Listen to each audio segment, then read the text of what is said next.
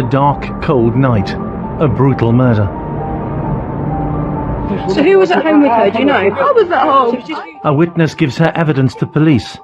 Just minutes earlier, Sabah Khan had been cradling her sister's head, trying to save her life.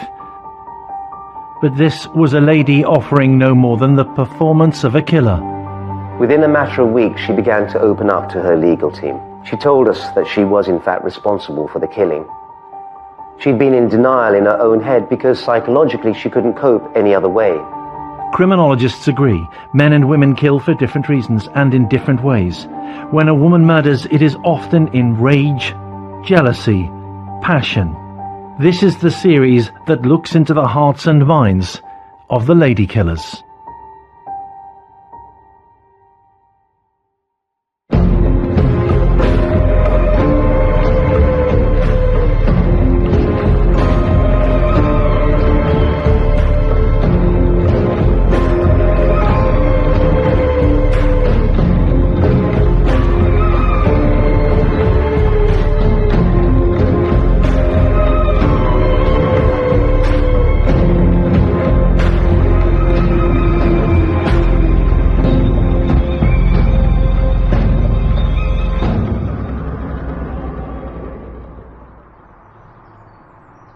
On Overston Road, Luton, behind the curtains of an unassuming semi-detached home, a traditional Muslim family were thought to be living a classic Islamic life, strong on family values.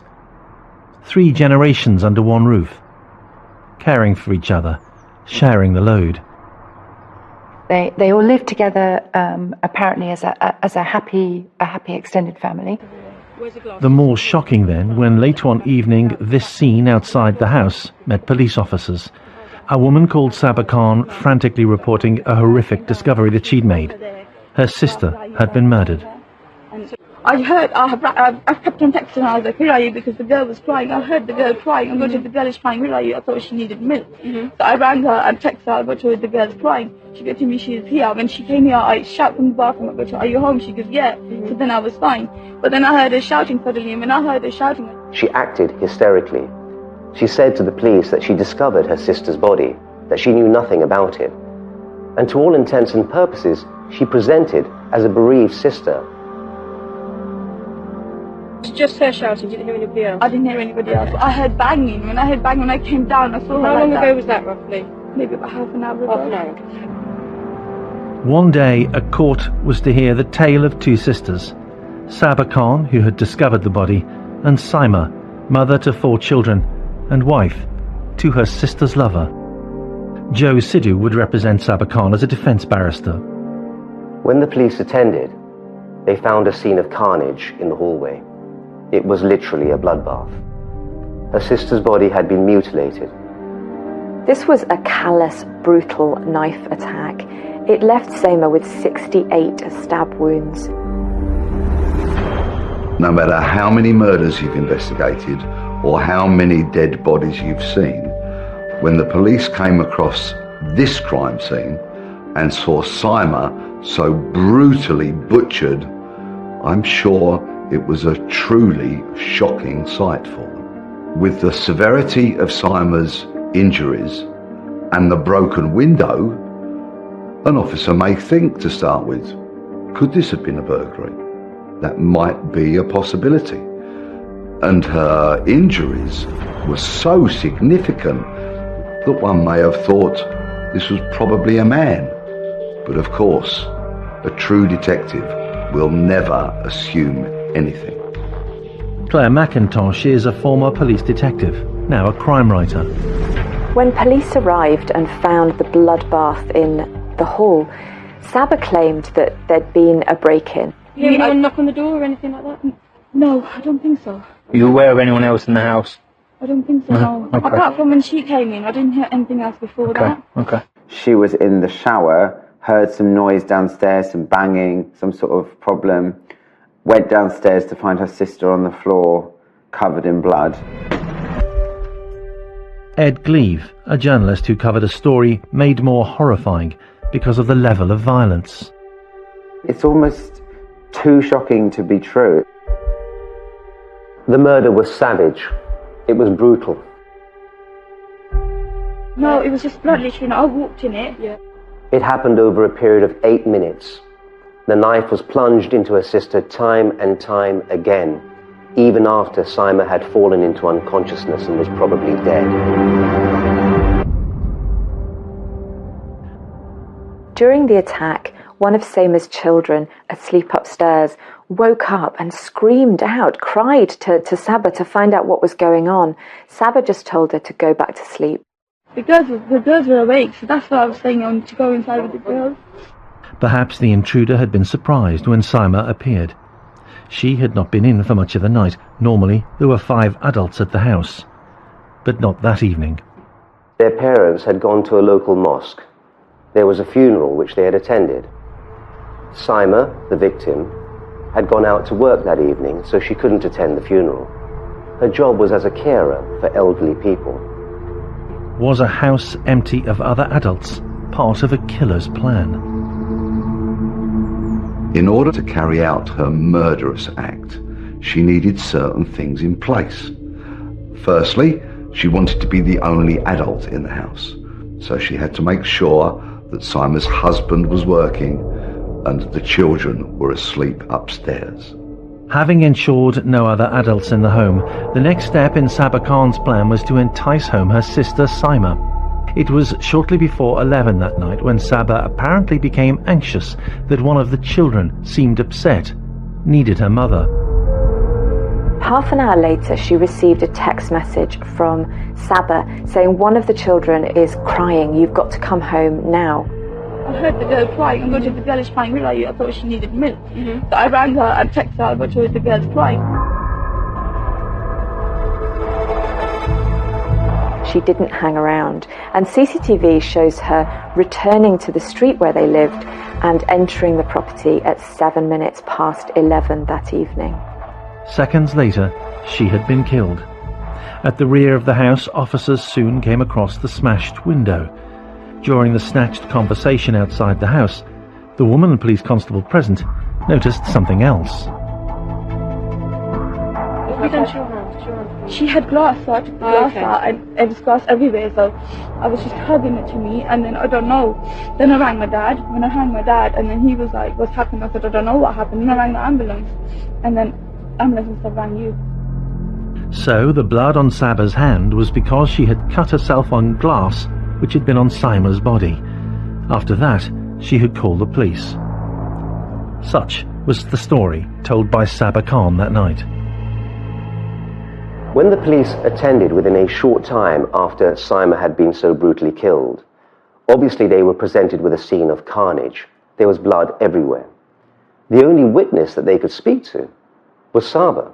And Sabah, outside the home, was screaming, crying, thrashing her arms around as somebody who in fact had been traumatized by what she'd seen of her sister's death. The police therefore treated her as a witness, somebody who could help them with their inquiries. At this very early stage, Sabah Khan appeared to offer a potential explanation for how events had unfolded. A break-in by somebody who may have known the family well enough to be aware that the usual number of adults were not at home. Judging from the ferocity of the attack, it had been a strong man. He had been disturbed after breaking glass to get inside. After seeing Seima Khan, he may have panicked and killed her in a frenzied attack. Sabah Khan had then come running. She had not seen the intruder, noticing only her sister's body. She was lying. But how soon would detectives find out?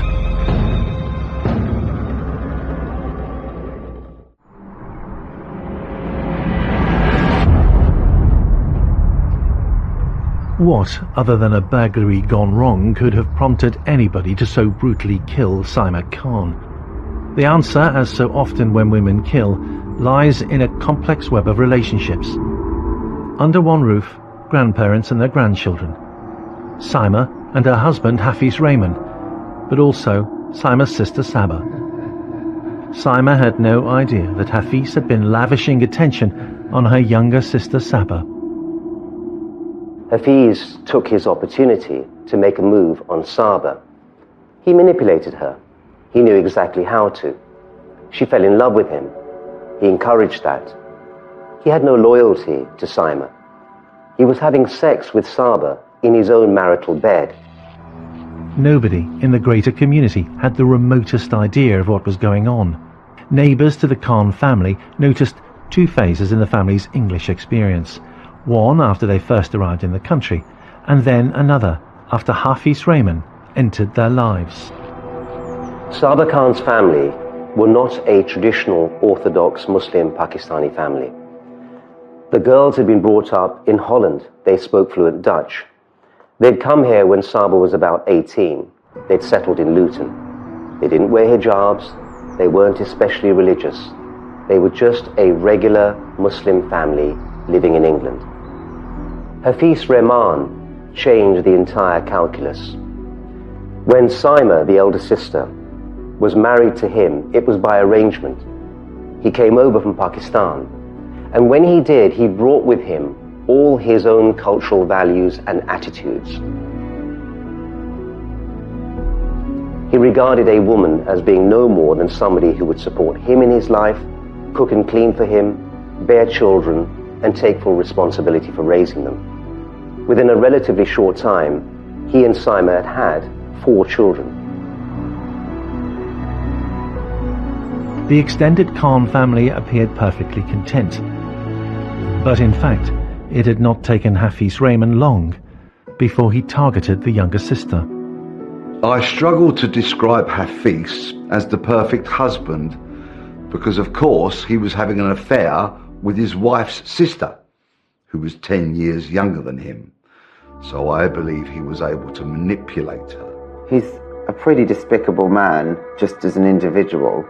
You know, to have a wife and kids and have an affair with someone else is one thing. For it to be with her sister is another. And then for it to be under the same roof, that says a lot about the man. I think Hafiz had a pretty abominable view of women. He had this affair with his sister-in-law in the house that he shared with his wife, in the house that he shared with his children. I think that says an awful lot about him. She's younger, she's more vulnerable than her sister and certainly than Hafiz. And so there's an argument that he took advantage of that and was manipulative in that relationship. It's a strong argument. He refused to wear a condom. The outcome was inevitable. She got pregnant. She had an abortion. The indication that Hafiz refused to wear protection and that Sabah allowed that just speaks to me of the recklessness that was under the surface of this whole setup. They must have known the risks involved in that, and yet they were reckless to it. It's all set up for something to go very wrong. Sabah became more jealous as she read texts sent between her sister and Hafiz. Trouble was indeed brewing. This was a recipe for relationship disaster. She threatened to harm herself if he wouldn't go to bed with her. I think it felt like her life was on hold. She was waiting for her life to begin. In the meantime, she's sort of living on the periphery of her sister's life. Her sister's got everything. Her sister's got a husband, got kids, got a house, and Sabah's kind of just on the outside looking in on that sort of perfect life, if you like, and obviously wasn't close to getting that herself. Not that Hafiz Rehman saw that as a reason to comfort her, or to change his own behaviour. She was infatuated with Hafiz, her sister's husband. She wanted him to be entirely her own. And of course, she would stop at nothing to try and achieve that. I think that gave Hafiz an awful lot of control over this vulnerable young woman. He knew that Sabah was emotionally vulnerable. There are a couple of indicators in what was happening that predict a very dangerous situation here. Firstly, there's the jealousy that we know that Sabah expressed at Hafiz's text to his wife. The extent of the jealousy indicates the potential for an individual to become completely out of control. Then we have the indications that Sabah was maintaining the relationship, sometimes through manipulative threats of self-harm. This indication of a strongly manipulative personality. is also an indicator of potential future dangerousness. Then we have the event of the abortion, possibly again another manipulation, we don't know. Put all this together in the context of a family living together, having to maintain this facade. I think it's clear that we've got a very dangerous situation bubbling away here. The secrets and lies kept and told inside the walls of a modest semi in Overstone Road, Luton, belied what appeared normal. Inside a world of intrigues, with passions running too high for anything but a bitter outcome. Sabah was becoming increasingly obsessive about this relationship with her brother-in-law. It wasn't enough for her to meet him occasionally, to have sex occasionally. She wanted a relationship. She wanted to be married to him.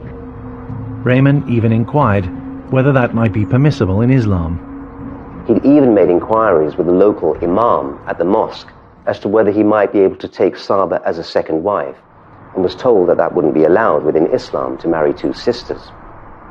By 2016, the affair had been going on for 4 years.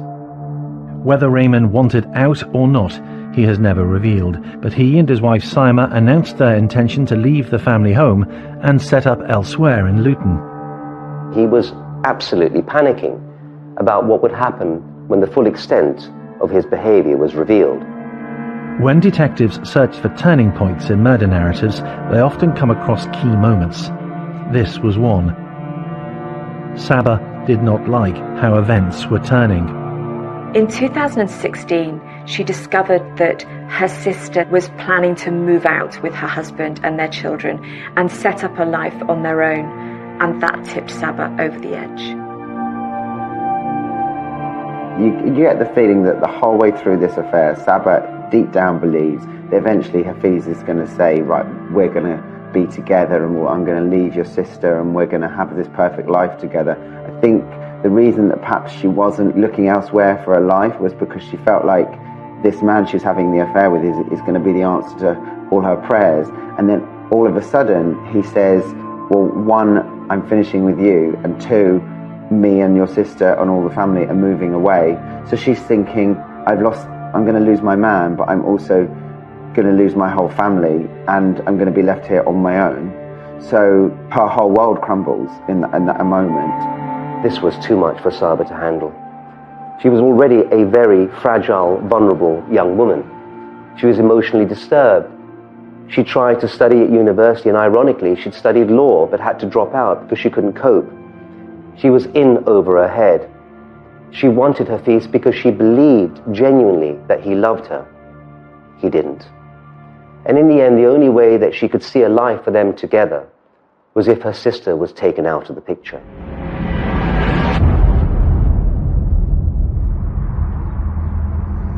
She was about to hatch a plot with both outlandish ingredients and reckless abandon. As the case evolved, it emerged that she'd paid £5,000 to a person known as a fixer in Pakistan, someone who would get rid of the problem once and for all. But the solution to Sabah's problem of how to kill her sister would not be found in Pakistan with a fixer. It would be found via a local Tesco store and her own strength with a knife.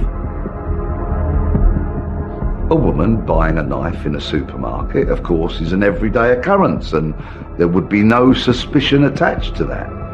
However, when the police saw the CCTV images buying that knife, they realised then it was the moment that Saima's fate was sealed.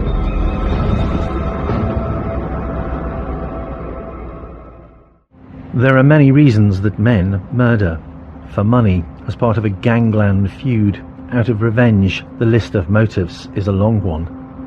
When women kill, it is mostly about the relationship they have with the victim. The motive for this crime is one of the oldest in the book. Sabah wanted her man for herself. She was jealous of her sister, she wanted a proper relationship with her brother-in-law, and ultimately she was prepared to kill to get it. For the 3 months leading up to the murder on the 23rd of May, Sabah had looked into a variety of different ways in which she could get rid of her sister.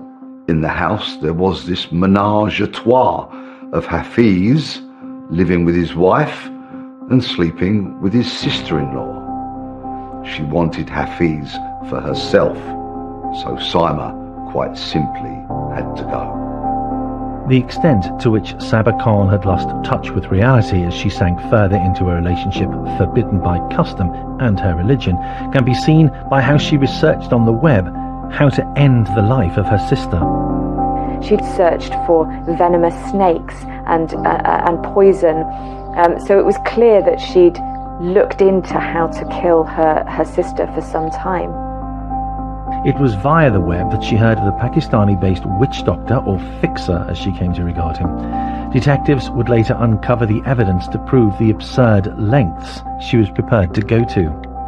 There had been texts between Sabah and someone in Pakistan who was somebody who practiced black magic, a person that she'd appealed to and paid money to put a spell on her sister to bring about her early death.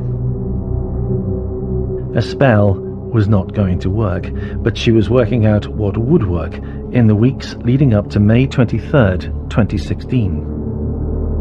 She'd searched extensively online for how to kill someone. She'd paid significant attention to an article called 16 Steps to Kill Someone and Get Away with It.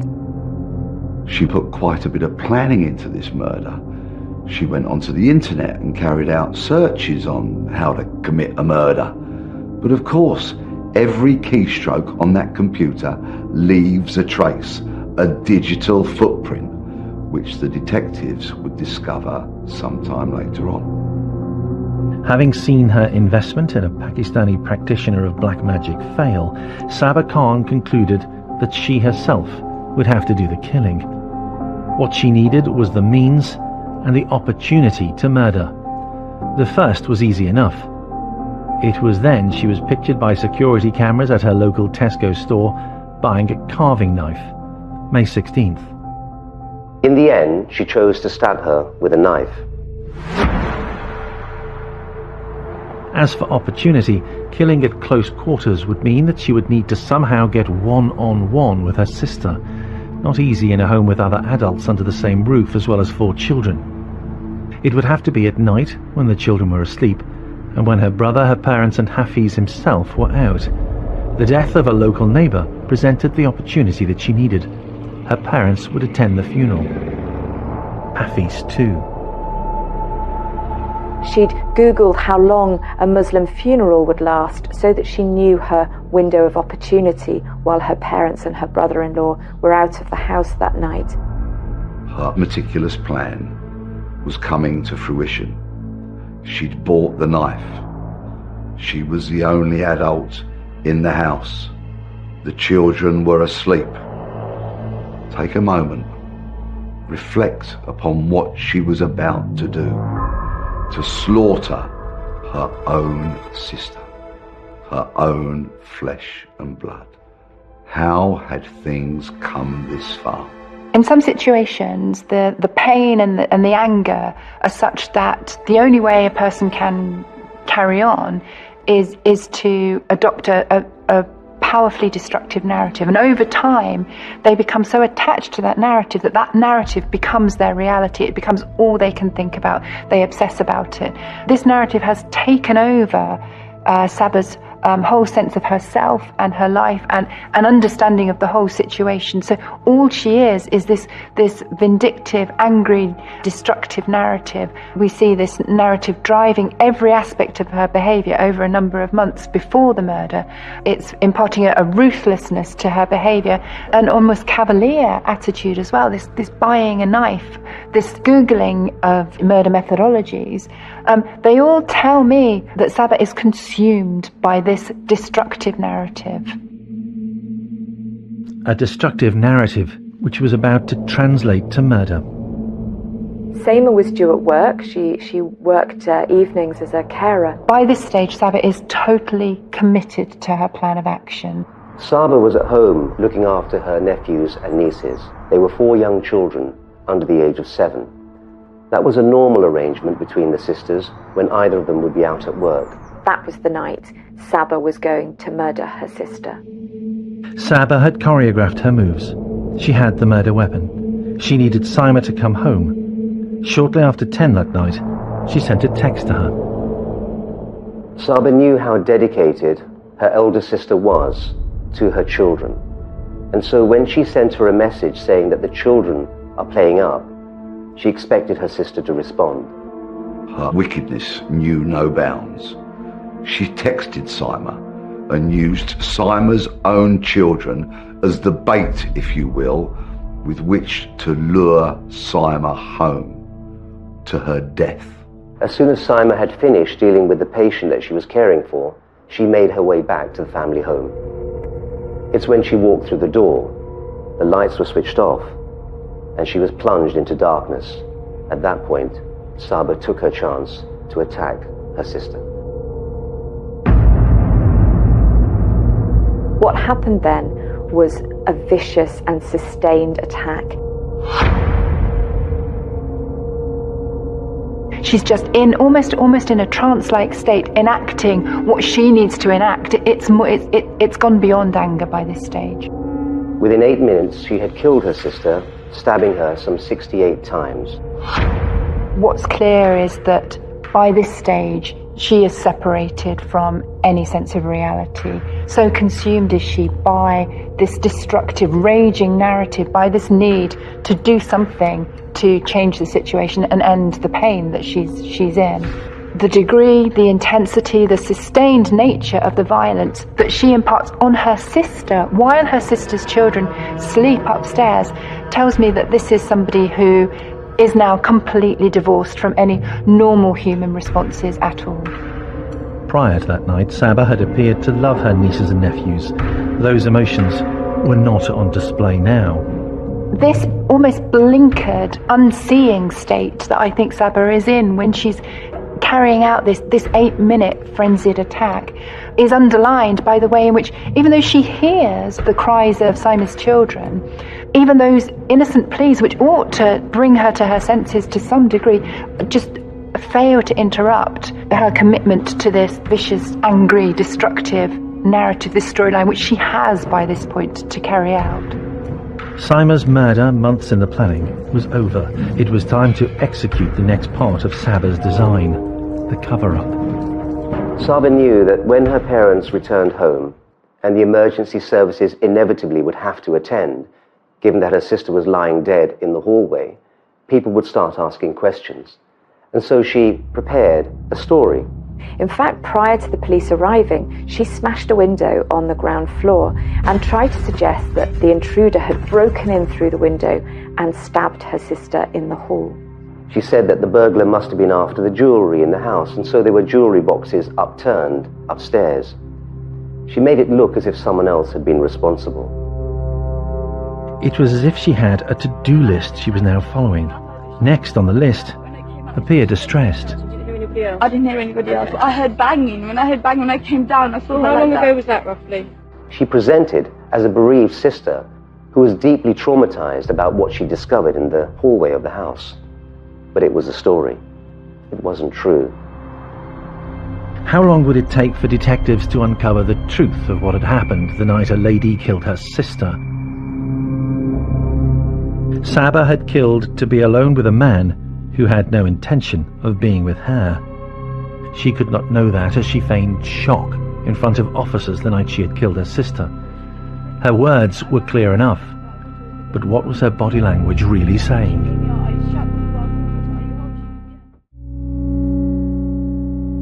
The starting point for the police investigation of who had killed Seima Khan was Sabah Khan. In the hours after it happens, obviously family members come to see what's happened, and Sabah sticks with this story that she was in the shower, she heard noises, went downstairs, discovered her sister murdered on the floor, and it was a burglary gone wrong. She sticks with that story. She's adamant that's what's happened. If I was the first detective on scene, I would be thinking, these injuries, they're so brutal, so horrific. This is probably a man. But of course I would have to fight that urge, and I would have to keep an open mind and go wherever the evidence led me. But suspicions as to what had actually happened the night of the murder of Saima Khan may well have been aroused by the inconsistent performance of Sabah Khan, captured on body cam. Did you see anything lying down or anything, any weapon or anything like No, that? it was just blood, literally, and I walked in it. Yeah. So I literally just ran over it. I took a scarf to cover it because I thought I was gonna, you know when you cover the wound and like stop from bleeding. And I thought, What have you done to your hand? She had glass, so I took the glass out. And After appearing breathless, Sabah very quickly became quite measured.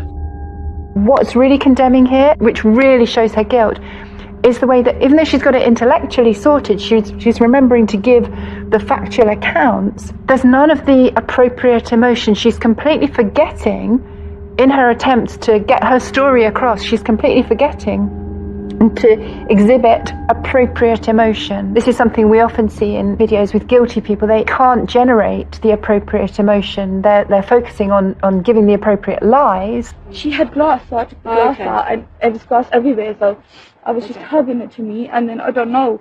Then I rang my dad. When I rang my dad, and then he was like, "What's happened?" I said, "I don't know what happened." And I rang the ambulance, and then ambulance instead rang you. She told the police that she'd found her sister mortally wounded.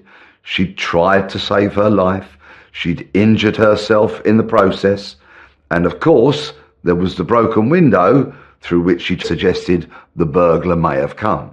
Quite simply, she said she was too late to save her sister's life. We're going to need to get everyone in the house out. Okay. Is there a back door? Can we get everyone out the back? Have you got a key for that, or would that be inside somewhere? It's inside, but it's glass. Okay. There's glass everywhere. Where's the glass? Just in here, at the front, or is it at the back as well? And now it's the back door. So this is a remarkably coherent description of the events in a sequence of what happened, what she did, and what she rang her father.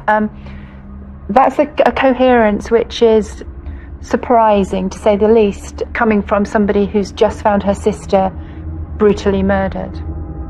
Police have never revealed if Sabah Khan became a suspect that night. That is not how inquiries are launched. They had the evidence of a superficially distressed witness, but that alone meant nothing. The police kept an open mind in this case, as you always have to do with any kind of crime. What they were faced with was a terrible murder scene, blood all over the hall, horrific injuries to the victim. There was the post-mortem that had to be done to analyse the injuries, the forensic examination of the scene, and an awful lot of evidence from the neighbours who had heard these terrible screams taking place. Quite often, when somebody picks up the phone and reports a murder, it is that person that committed it. But in this case, not that I worked on it, initially I would have looked at the severity of the injuries and I would have listened to her story, and I may have thought, she's not my number one suspect. As the days passed, more evidence emerged. As the case progressed and the evidence was inspected by the police, and particularly 7 days after the murder, when they discovered a bag upstairs in a bedroom, they realized that in fact Sabah wasn't a witness, but in fact their prime suspect. The bag that they discovered 7 days later, which had been sitting under the police's nose for such a long time, contained bloodied clothing and the murder weapon, the knife that Sabah had used. And at that point, the police's attention very firmly turned towards Sabah as the person who had killed Saima. Sabah had tried desperately to cover up her tracks, but ultimately she hadn't been good enough.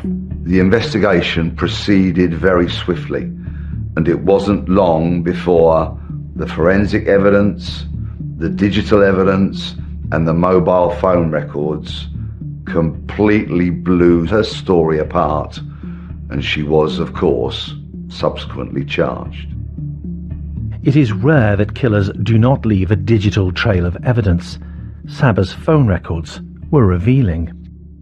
As part of the investigation, detectives interrogated Sabah's phone, and what they found on it was not only evidence of communications between her and the fixer in Pakistan, asking him to solve the problem of her sister, but also messages to Hafiz, where she became increasingly jealous. She accused him of wanting to spend more time with his wife than he did with her, and wanted to be with him. She wanted to make this relationship permanent, and it was clear that that wasn't going to happen. When the police interrogated the phones of all those concerned and the computer of Sabah Khan, what they discovered, in fact, were a series of messages between Sabah and her brother-in-law, which clearly revealed that two of them were involved in an affair, and an intense affair at that. The messages involved pleading from Sabah to Hafiz that he should show her more love because she was so totally in love with him, begging him to abandon his wife so that Sabah could have him all to her own. The messages were very disturbing. The police looked at them and began to piece together a picture. They also looked at Sabah's internet activity and discovered that she had been, in fact, looking into different ways in which she could get rid of her sister. Investigations that she'd made into poisonous snakes or poisoning her sister herself. And then they found that there had been texts between Sabah and someone in Pakistan who was someone he practiced black magic.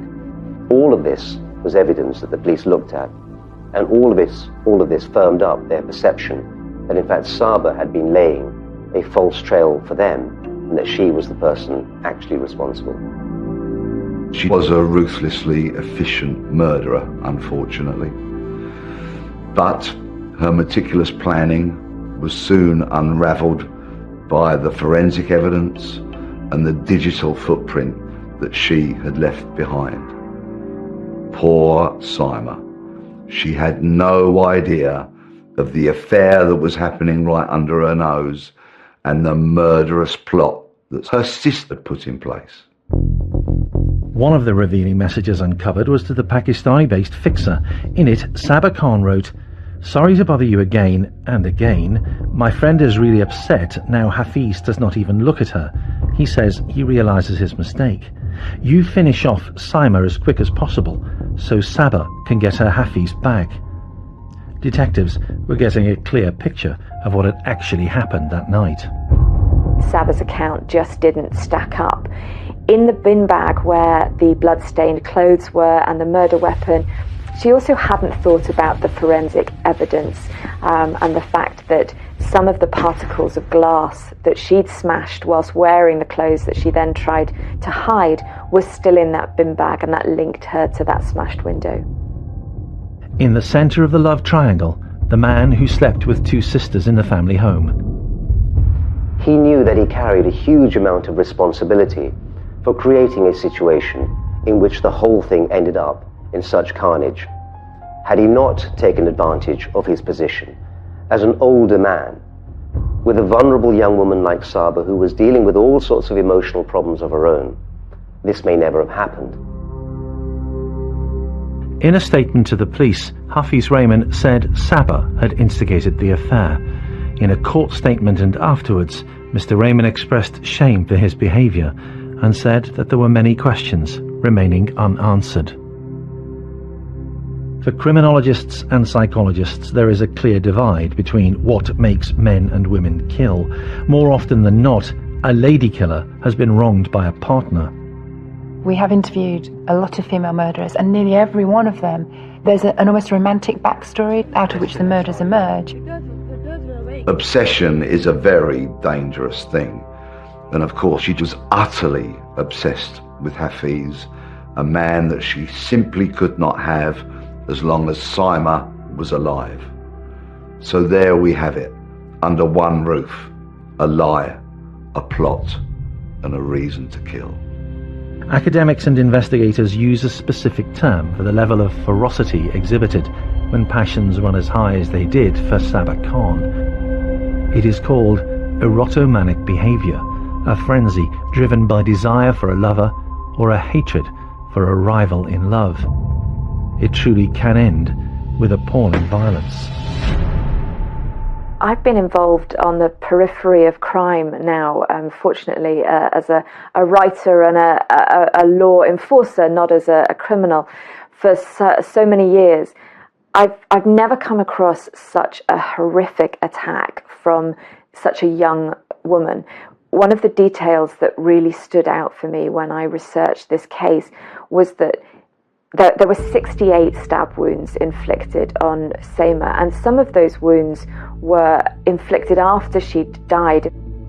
As for the man in this picture of abnormality in normal surroundings, Eventually, and it was like pulling teeth, he admitted that he'd been involved in the affair, but he tried to blame Sabah for it. He told the police that he'd been forced to have sex over a period of several years with Sabah, that she'd threatened to harm herself if he wouldn't go to bed with her. It was, of course, entirely absurd. He was 10 years older, far more experienced, much more mature. It was his intention to present to the world that he in fact was a victim as well, left with 4 young children and no wife, a widower. That wasn't, of course, the truth. In his heart, he knew that he'd contributed to the way in which his wife's life had ended. Had he not embarked upon this affair, had he not continued it over a long period of time, and had he not got Sabah to commit herself so deeply and emotionally to him, the situation would never have spiraled in the way that it did. the unassuming semi in Luton is no longer owned by the Khan family. In 2017, Sabah Khan was sentenced to life in prison and told she would not be eligible for parole for 22 years. Her parents will come and visit her, and every time they do, she'll be looking at them in the prison, knowing full well that she took away from them the daughter that they loved so much, and that they are now left helpless without either of their daughters to be there as they grow old. In 2018, Sabah Khan appealed in a bid to have her sentence reduced. The appeal failed. She will not be released until 2039 at the earliest.